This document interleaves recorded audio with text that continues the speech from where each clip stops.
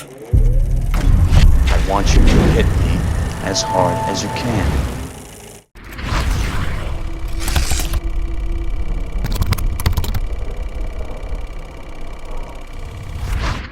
Hi, I'm Luke Ryan for JoBlo.com and welcome to Top 5 Movie Mistakes. Whether it's Back to the Future or Baywatch, in every movie, somewhere along the way, someone has screwed up.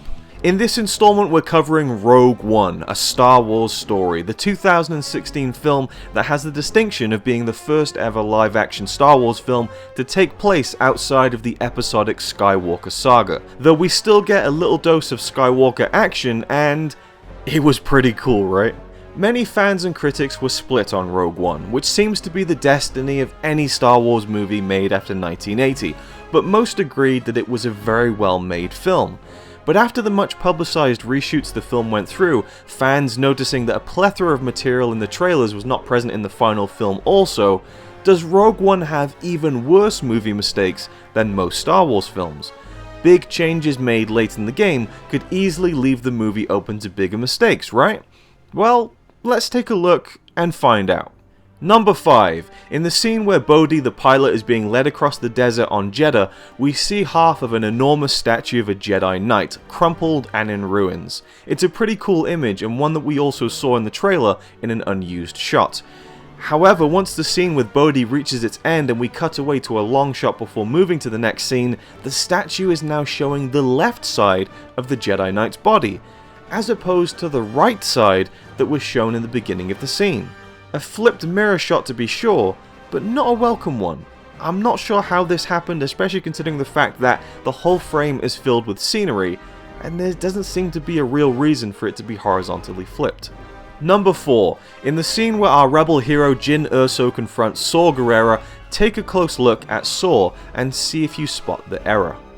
Jyn, is it really you? I can't believe it. Must be quite a surprise.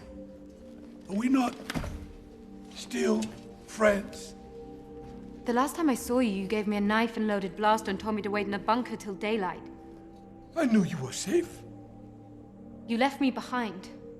You were already the best soldier in my cadre. I was 16. I was protecting you. You dumped me. You were the daughter of an Imperial science officer. People were starting to figure that out. People who wanted to use you as a hostage.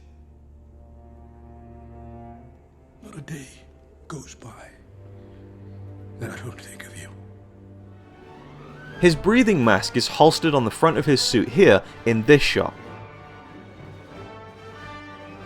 And when we cut back, it's now pulled all the way up to the end of the loop. Huh. Well, so far the mistakes have been pretty minor. Let's continue. Number 3, and I guess this goes without saying, but spoilers. When Galen Erso is critically wounded on the landing platform on Edu, we see Director Krennic leaving on his ship and Galen lying on the platform, his left leg bent over. But when we cut to the reverse shot that shows the Imperial transport on the other side of the platform, Galen's right leg is now bent. I get how shots get mirrored sometimes for continuity, but given the two different directions of the platform, I just don't see how this even happened.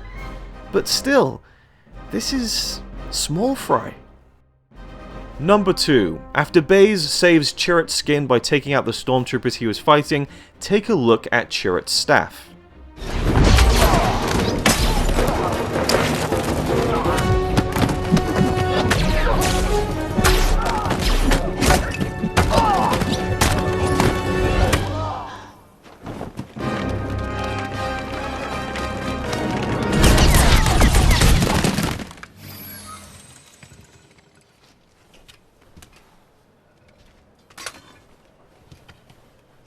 You almost shot me.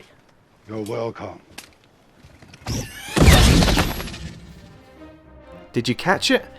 In this shot he has both hands on the staff, then moves to holding it with one hand, but in the next, he's back to holding it with two hands. Huh. Number 1, and this has to be pretty spectacular given how meager the mistakes have been so far, right? After the incredible Darth Vader corridor scene, which... should we just watch it? Let's watch it.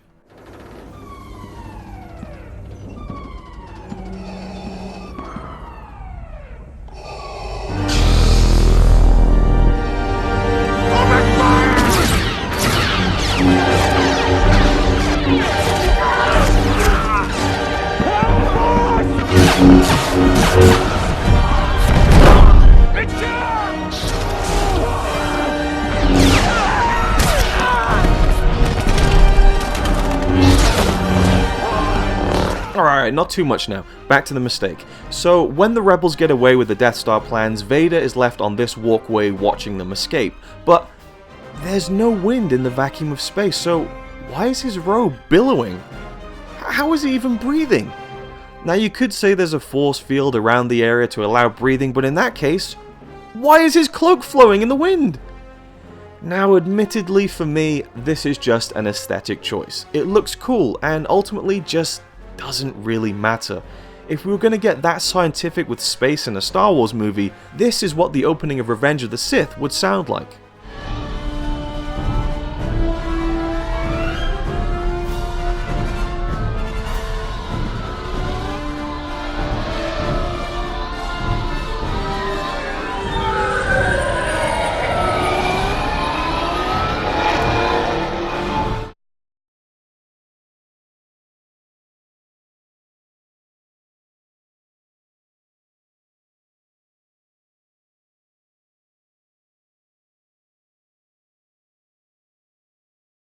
Yeah, so for me, I'm not too sure that's much of a big deal. So here's another one.